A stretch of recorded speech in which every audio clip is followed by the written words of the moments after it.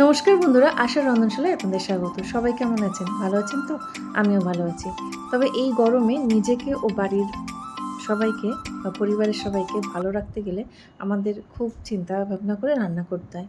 খুব লাইট আর হালকা তেল মশলায়। সেরকমই একটা রান্না আজকে আপনাদের সঙ্গে আমি শেয়ার করেছি। আজকে রান্না করছি লাউ চিংড়ি। প্রথমে একটা কড়াইতে আমি 1 টেবিল স্পুন মতো সরষের তেল নিয়ে নিয়েছি। তেল গরম হলে ওর মধ্যে আমি 2 টো মিডিয়াম সাইজে কেটে রাখা আলুকে টুকরো, টুকরো করে কেটে নিয়েছি, সেটা আমি হালকাভাবে ভেজে নিচ্ছি। তার সঙ্গে আমি অল্প একটু হলুদ দিয়ে দিলাম। হলুদ দিলে কি হয়, আলুটা ভাজলে আলুর রঙটাও যেমন সুন্দর থাকে আর তরকারিটাও দেখতে খুব সুন্দর হয়। হালকাভাবে আলুটা আমি ভেজে নিয়েছি। আর লাউ চিংড়ি জানি সবাই বানাতে পারেন, তবে আমি কীভাবে বানাই সেটার রেসিপি আজকে আপনাদের সঙ্গে শেয়ার করছি। আলুটা মোটামুটি অল্প একটু ভাজা হয়ে গেছে। ওই যে বললাম খুব বেশি ভাজবো না, কম তেলে আর হালকাভাবে ভাজবো। এখানে হাফ টিস্পুন মতো বাকি তেলটায়, কড়ার বাকি তেলটায় হাফ টিস্পুন মতো গোটা জিরে, একটা তেজপাতা দিলাম। জিরে আর তেজপাতা থেকে সুগন্ধ বেরোতে শুরু হলে একটা পেঁয়াজকে আমি স্লাইস করে কেটে রেখেছি, সেটাও দিয়ে দিলাম। সেটাও আমি একটু ভেজে নিচ্ছি।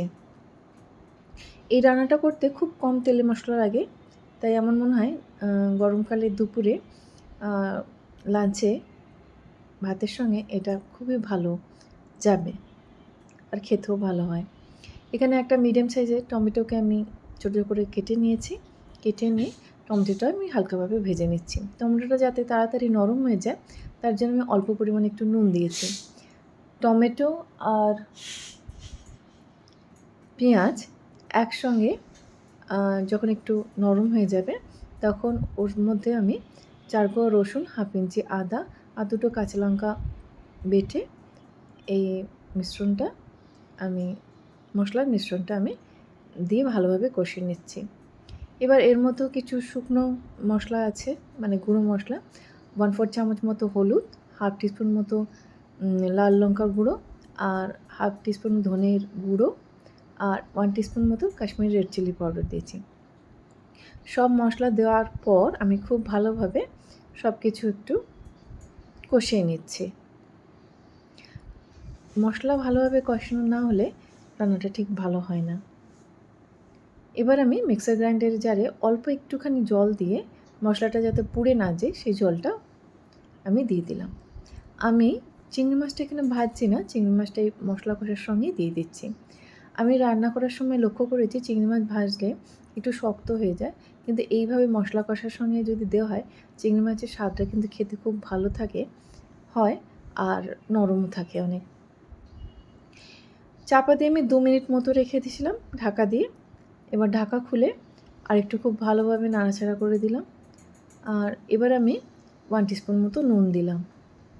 আগে খুবই কম পরিমাণ নুন দিয়েছিলাম টমেটোটা নরম করার জন্য, যাতে গলে যায়। এবার আমি ভাজা আলুগুলো আর কেটে রাখা লাউটা দিয়ে দিলাম। এখানে আমি লাউ দিয়েছি প্রায় 300 গ্রাম মতো আর আলু দিয়েছি 2টো মিডিয়াম সাইজে।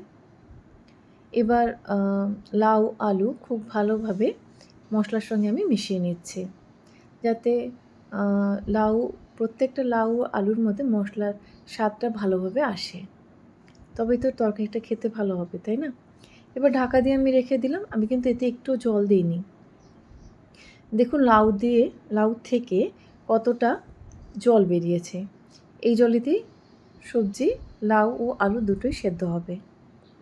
আবার নাড়াচাড়া করে খুব ভালোভাবে একটু ফুটে দিচ্ছি, যাতে মশলার স্বাদটা তরকারির সবকটা জায়গাতে থাকে। এবার ঢাকা দিয়ে আমি 4 থেকে 5 মিনিট অপেক্ষা করব। 4 থেকে 5 মিনিট অপেক্ষা করার পর দেখুন আরও জল বেরোচ্ছে। আর এবার দেখে নিচ্ছি আলু বা লাউটা সেদ্ধ হয়েছে কি। হ্যাঁ, লাউটা মোটামুটি সেদ্ধ হয়ে গেছে, তবে আরেকটু সময় লাগবে, কারণ এতটা যে জল বেরিয়েছে লাউ থেকে সেটা আরেকটু আমরা শুকনো করে নেব। আমরা সব বাঙালিরাই খাবারে একটু মিষ্টি দিয়ে থাকি, আমিও তার ব্যতিক্রম কিছু করলাম না। আমিও অল্প পরিমাণ একটু চিনি দিলাম। আমার মনে হয় সব রান্নায় অল্প একটুখানি চিনি দিলে তার স্বাদটা অনেকটা বেড়ে যায়। এবার আমি অল্প পরিমাণে একটু ধনেপাতা তরকারির উপর ছড়িয়ে দিলাম, আর তরকারিটা আর একটু শুকনো করে নিচ্ছি। আরও 2-3 মিনিট মতো আমি ঢাকা ছাড়াই তরকারিটা একটু শুকনো করে নিয়েছি। আমাদের লাউ চিংড়ি কিন্তু রেডি হয়ে গেছে। এবার কিছুটা স্ট্যান্ডিং টাইম আমি দেবো, 5 থেকে 10 মিনিট মতো ঢাকা দিয়ে রেখে দেবো।